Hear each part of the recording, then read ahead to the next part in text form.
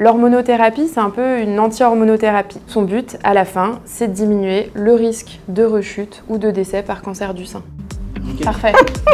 Parfait. C'est quoi juste l'hormonothérapie? Ça fonctionne comment?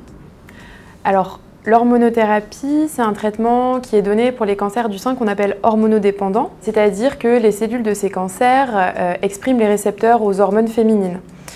Ça peut être des récepteurs aux œstrogènes ou à la progestérone ou même les deux. Et en fait, ça représente environ 70% des cancers du sein.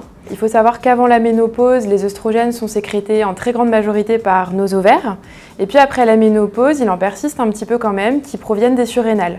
Et ces glandes, les surrénales, elles sécrètent des androgènes, c'est des hormones masculines. Et ces androgènes, ils vont être transformés en œstrogènes par une enzyme qu'on appelle l'aromatase. Alors malheureusement, ces hormones, elles risquent de favoriser la prolifération des cellules cancéreuses qui expriment ces fameux récepteurs hormonaux. Et donc le but de l'hormonothérapie, ça va être de bloquer ce signal hormonal. Donc si je comprends bien, l'hormonothérapie, ça vient dégommer les hormones qui font proliférer les tumeurs?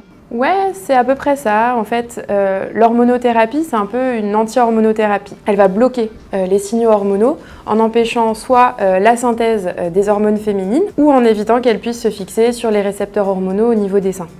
Donc son but, à la fin, c'est de diminuer le risque de rechute ou de décès par cancer du sein.